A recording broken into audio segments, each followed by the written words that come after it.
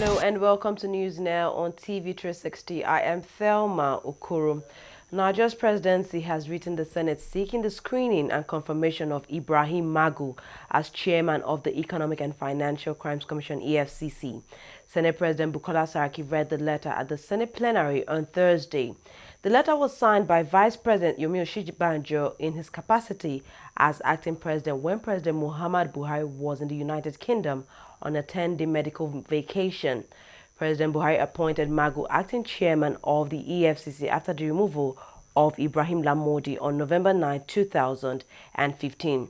Magu, if confirmed by the Senate, will be the fourth head of the Nigerian anti-graft agency after Nuhu Ribadu, Farida Waziri and Ibrahim Lamodi. Suspected militants have attacked a gas pipeline in PZ Estate at Ojigo in Ogun State, southwest Nigeria. Members of the community told newsmen that the incident, which is the first known attack on a pipeline in the southwest region, occurred on Tuesday.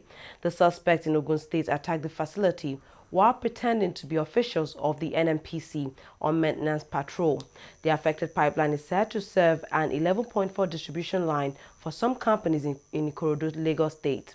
No group has claimed responsibility for the attack. However, suspicion definitely falls on the Niger Delta Avengers, which is a militant group that has attacked most of the pipelines in the Niger Delta region.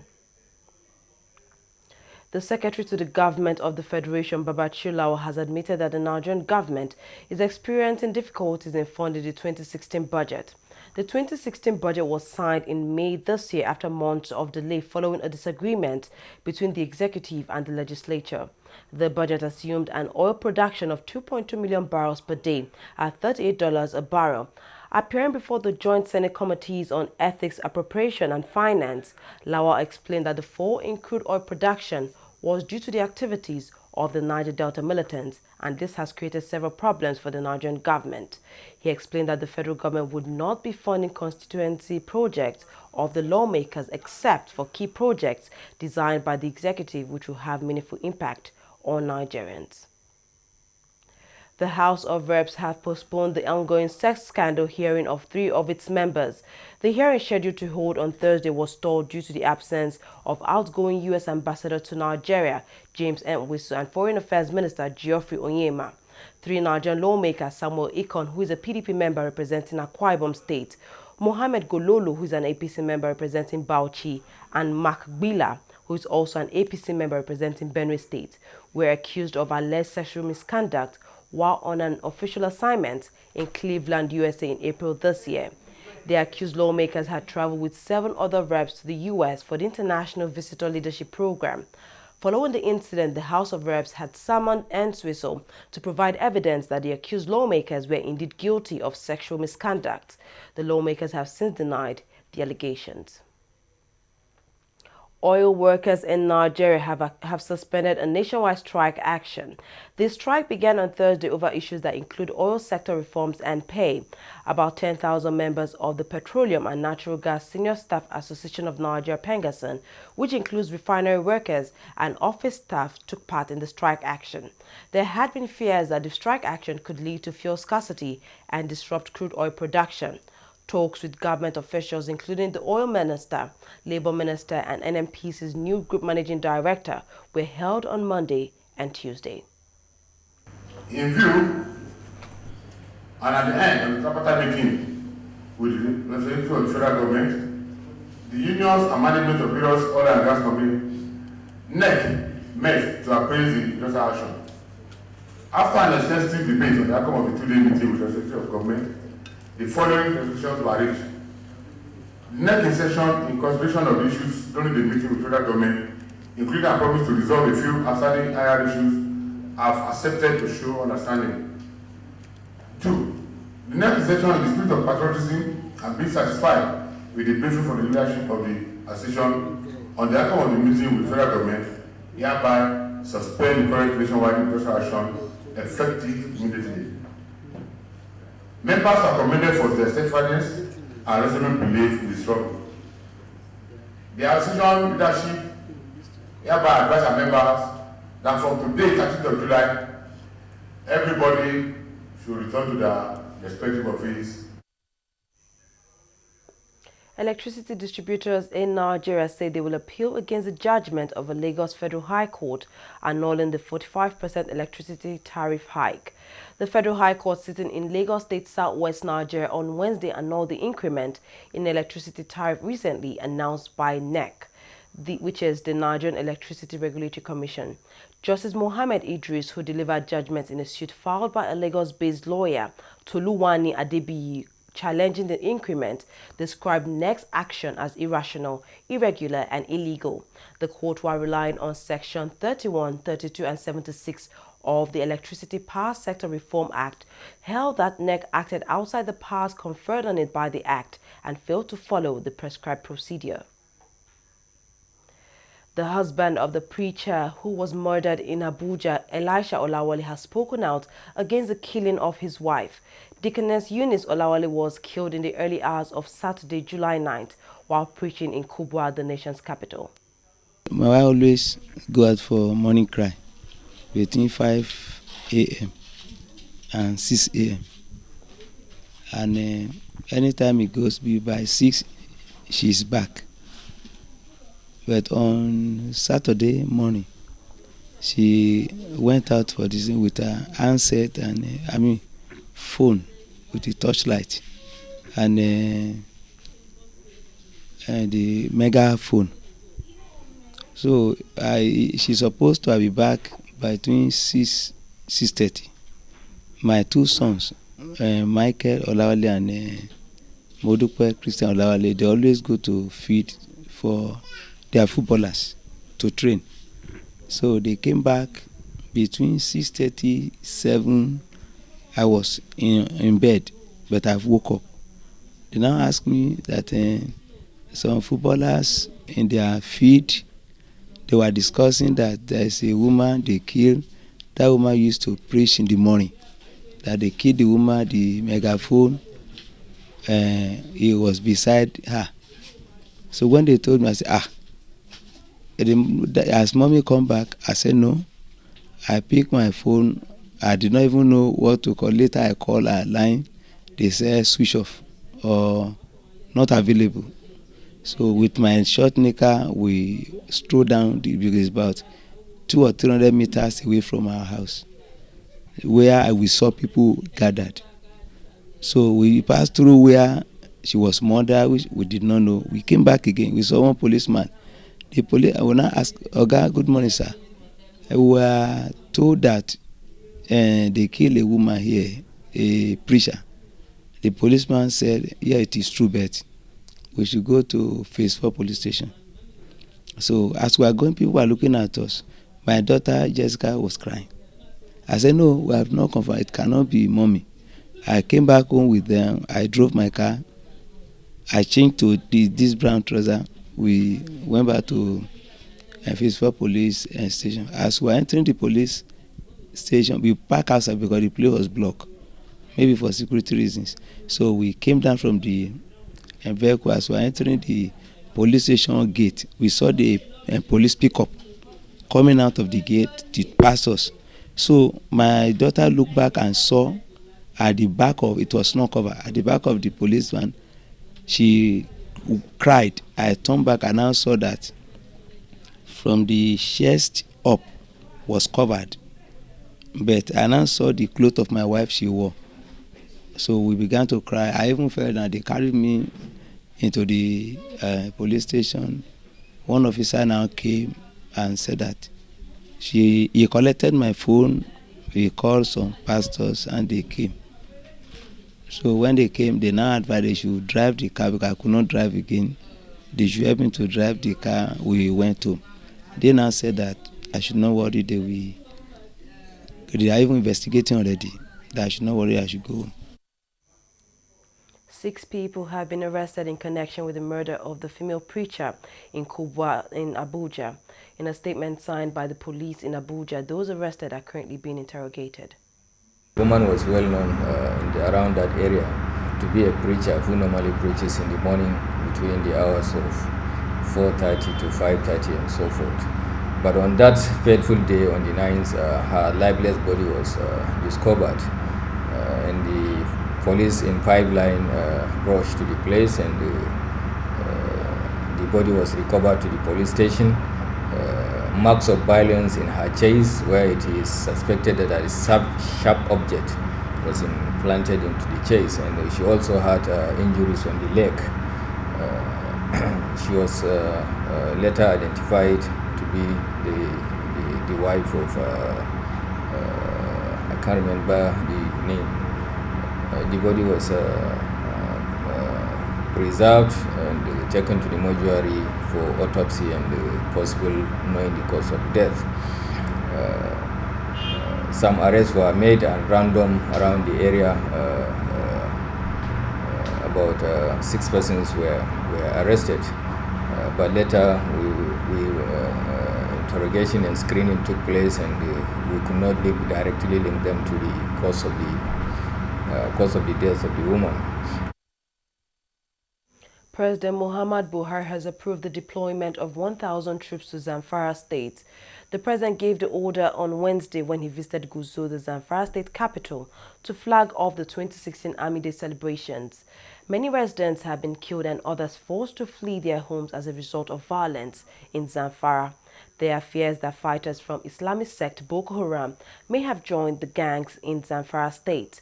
The troops are expected to tackle armed gangs reported to have taken over a forest in the state. Nigerians have been assured that the federal government has not neglected her citizens in Juba, South Sudan, as discussions about their safety is ongoing. Senior Special Assistant to the President on Foreign Affairs and Diaspora, Abike W. Erewa, told newsmen on Thursday in Abuja that plans had been made to evacuate Nigerians from the war-torn country. She, however, said that the delay was due to logistics and the non-willingness of those affected to return to Nigeria. W. Arewa, who spoke through her media aide, dismissed the claim that over 100 Nigerians living in Juba were stranded. She insists that currently there is no immediate threat to their security and safety. A federal high court sitting in Abuja has adjourned to Friday, July 15, the ruling on the bill application filed by Senator Iyiola Omishore. The former deputy governor of Osun State has been in EFCC custody since July 3, 2016. Last month, the EFCC had declared him wanted in connection with a case of receiving and misappropriating the sum of over 700 million naira from the office of the National Security Advisor between June and November 2014. Justice Olukayode Adeniyi adjourned ruling that after listening to the lawyers to Senator Omishore and the EFCC. Nigeria's ruling party, the All Progressives Congress, APC, has dismissed reports of a plot by some lawmakers to impeach President Muhammad Buhari. Some senators on Tuesday had threatened to impeach President Buhari from office during a closed session of the Senate. However, in a statement issued, the party described the reports as a huge joke taken too far. Time for a short break. When we come back, we'll look at business and international stories. Don't go away.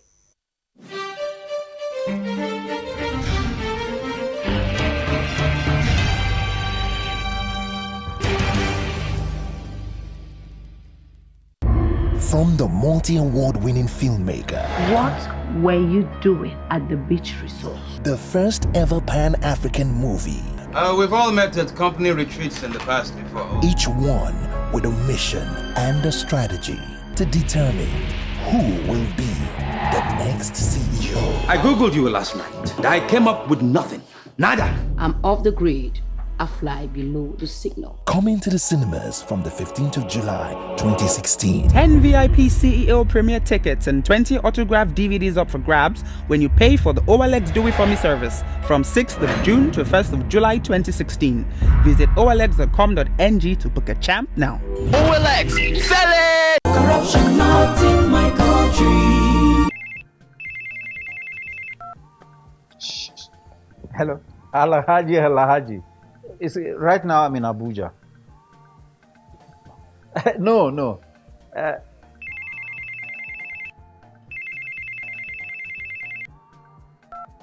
Hello? Adamu. Right now I'm in Kano. Yes. When I get back, I will just call you. Look, what is wrong with you? I'm talking on the phone and you are gesticulating and doing. What's wrong with you? Daddy, where exactly are we as we speak? Are you alright? This is Lagos. Well, you just lied to someone that we are in Abuja. Keep quiet there. Who told you you can tell an elderly person is lying? Daddy, you just lied.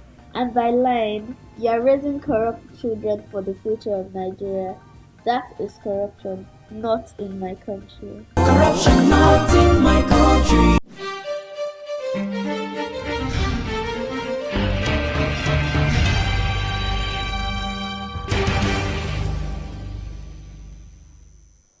Welcome back. You're watching TV360 News now.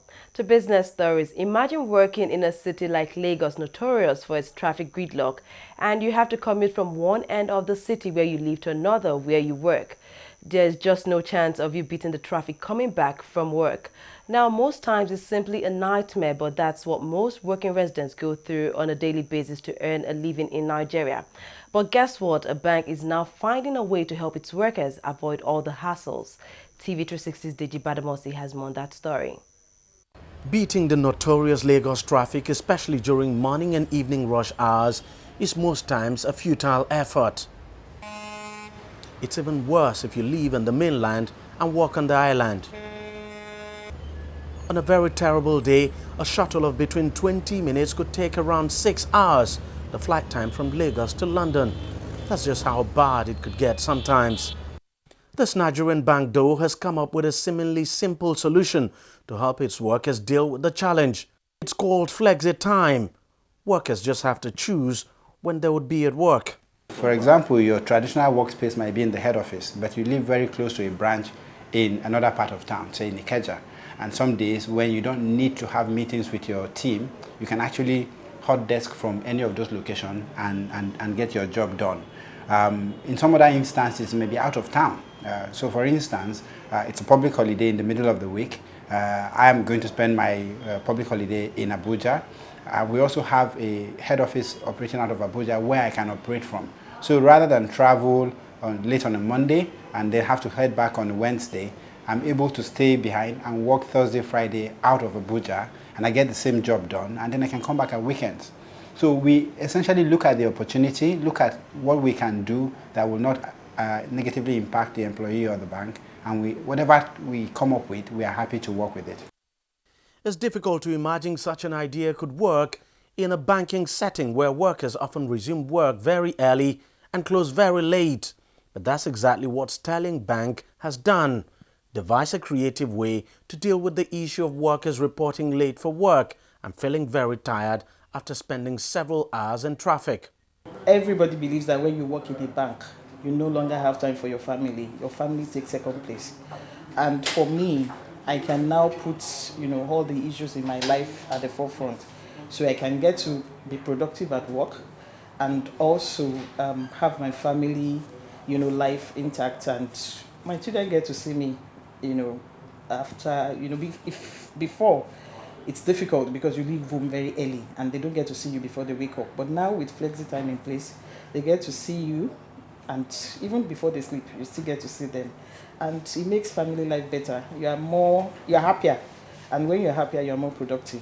Most staff are excited and they're, getting on board, asking more questions. How can we do it? How can we take it a step further? The culture in Sterling, we like to, we like to support our people as much as we can. So we have this flexible atmosphere where you can be understanding, our supervisors are understanding, and there's this culture. So it's a dream that the leadership has really wanted for a long time, and it was just the right timing. Two staff of the bank who have had their lives transformed as a result of the initiative is Akiniyi and Demrele, who both live very far away from the bank. I gave birth to twin in December. So I was wondering, how am I going to cope after my 3-month mat leave? Should I extend for a request for another additional month or something? But fortunately, that was when this Flexi came up then. So I quickly tapped into it. Because taking care of twin, you can imagine, one is a bit difficult, let alone twin. So you can imagine how it would have looked like getting home at the normal time, and then with the traffic, I would have gone through the traffic and then coming back home, taking care of my dad. By the time I resumed the next day, you can imagine I can't be really that active. The Flexitime model I operate, I resume 10 o'clock. So what that does for me is I get to see the sunrise in the morning. I get to exercise and study. I do a lot of certifications. So, that affords me time to do all these things. And, I'm also able to resume work 10, put in my normal work hours and close. So it's been fantastic. For now, the initiative is in its pilot phase. The bank plans a full rollout in the coming weeks. It remains to be seen if other banks and institutions will learn from this unique experience and follow suit. One thing though is certain, as the Lagos traffic gets worse, some are busy thinking of strategies to beat it. DJ Badimasi, TV360, Lagos. The Nigerian naira is expected to come under pressure against the dollar next week due to a scarcity. The naira was trading at 357 to the dollar on the parallel market, weaker than 352 per dollar last week. However, it has remained broadly stable at 283 to the dollar on the interbank market. The CBN removed the naira peg rate last month, but the parallel market is still thriving. The CBN has maintained some restrictions on access to dollars in the official market by firms and individuals. Oil prices recovered from sharp losses on Thursday, but brokers said the downtrend could resume soon as worries over slowing economic growth dampened sentiment. Brent crude oil was up 50 cents at $46.76 per barrel, while U.S. crude was up 60 cents at $45.35 per barrel. A bearish assessment of the oil market by the International Energy Agency on Wednesday also helped send both crude oil benchmarks down more than 4% by the close of trading. The United States government has deployed 47 troops to South Sudan to protect its citizens following the deadly violence in the country. The White House said the troops arrived South Sudan on Tuesday. An additional 130 military personnel currently in Djibouti are also prepared to provide support as necessary. South Sudan's Vice President Riek Machar has also withdrawn with his troops outside of Juba, the country's capital. 4 days of heavy fighting between rival forces loyal to President Salva Kiir and his rival Riek Machar has left more than 270 people dead. The UN says the ceasefire announced by both leaders appear to be holding. A suspected recruiter for Somalia's Al-Shabaab militant group has killed at least 4 police officers. The suspect, who was being held in a West Kenyan police station, shot the policeman dead after snatching a weapon from a guard. The incident took place at Kapenguria police station in a region near the Ugandan border. Al-Shabaab has launched a series of attacks against Kenya in recent years, including using local recruits. The group says the attacks are aimed at driving Kenyan forces out of Somalia, where they are part of an African force fighting Al-Shabaab. Moving on to sports stories now, Nigeria's Super Eagles have fallen 9 places down to a joint 70th position with Congo in the latest FIFA World Ranking. The Eagles, who had moved up to 61st in the previous world ranking, fell to a new low due to inactivity in the past month. The Super Eagles have also fallen to 16th position in the African chart as Algeria, Ivory Coast and Ghana all maintained their top 3 positions. Meanwhile, newly crowned European champions Portugal moved up 2 places to 6th in the world, while runners-up France rose 10 places up to 7th in the world. The Nigerian Football Federation has denied reports it had reached an agreement with the state oil company, that is the NNPC, to fund the salary of the new Eagles coach. The NFF last Friday revealed a 3-man shortlist of former Cameroon coach Paul Le Guen, former interim coach Salisu Yusuf, and former Ethiopian coach Tom Sanfet for the post. The NFF said its Technical and Development Committee will meet on Monday, July 18, 2016 to interview the shortlisted candidates and immediately name the next Super Eagles head coach. However, there are reports that the NFF had agreed with the NNPC to sponsor the next coach for the Super Eagles, but the chairman of the NFF Media and Publicity Committee has denied the report, describing it as an imagination. Still on sports, Kenya's Sports Minister Hassan Wario says the country has begun investigations into fresh doping scandals by British newspaper Sunday Times. Undercover footage taken by the Sunday Times showed 2 Kenyan doctors and an associate claiming that they had given British athletes EPO, which is a banned blood-boosting drug. Wario said the government has asked Anti-Doping Agency of Kenya to contact its British counterparts, which is the UK Anti-Doping Agency, to provide them with information and help in any further investigations. Well, that's all we have on news now. Thank you very much for watching. I am Thelma Okoro.